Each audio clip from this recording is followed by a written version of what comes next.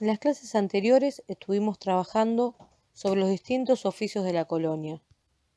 Y ahora llegó el turno de saber un poco más sobre el trabajo de los aguateros. Los aguateros cumplían una función muy importante en la época colonial. Por entonces no existía una red de cañerías que transportara el agua. Por eso los aguateros sacaban el agua del río y la vendían casa por casa.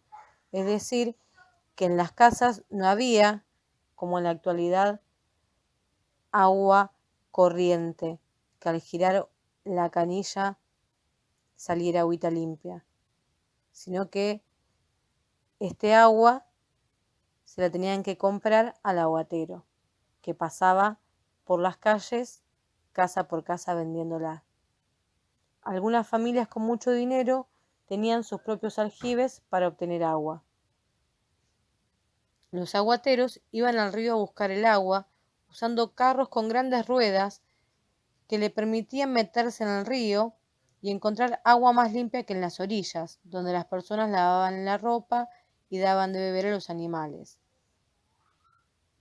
Estos carros que tenían los aguateros tenían ruedas grandes para no hundirse en el agua. Entonces ellos se metían al río, no tan cerquita de la orilla, donde el agua no estaba tan sucia. Recorrían las calles con sus toneles de agua y se anunciaban haciendo sonar una campana o recitando pregones, para que la gente los escuchara y saliera a las puertas de sus casas a comprar. En cada casa, el aguatero vendía el agua en unos recipientes de madera llamados canecas, que contenían 20 litros. Era importante dejarla reposar antes de consumirla. ¿Qué quiere decir esto? Que antes de tomar este agua o de usarla tenían que dejar estos recipientes quietos para que la mugre que tenía el agua se asentara, quedara debajo. Si ustedes quieren hacer la prueba, pueden en casa agarrar un vasito con agua y ponerle tierra, revolver, y van a ver que el agua va a quedar marrón. Pero si ustedes ese vasito lo dejan quieto durante un buen rato, van a ver que esa mugre que tenía se empieza a juntar en el fondo del vaso y el agua empieza a estar un poquito más limpia porque la mugre queda sentada en el fondo del vaso. Para conocer cómo es un aljibe, los invito a ver un video llamado Un viejo aljibe en YouTube. Pero el agua también era un problema en la colonia, porque traía muchas enfermedades.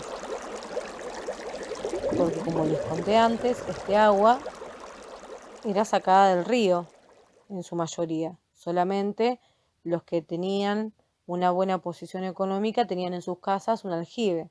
Entonces este agua, que estaba bastante contaminada, producía enfermedades. En la época colonial, las enfermedades más comunes eran el dolor de garganta, las caries y las epidemias de anginas, viruela y sarampión. Una de las principales vías de contagio y de contaminación era el agua de los ríos, porque en ellos las lavanderas lavaban las ropas y los pescadores dejaban los restos de sus pescas y luego esas aguas eran las que se vendían y se usaban en las casas para el consumo y la higiene personal. Enfermarse era un problema muy grave, porque los remedios y las vacunas casi no existían, y los médicos tenían muy poca información sobre las enfermedades y sus causas.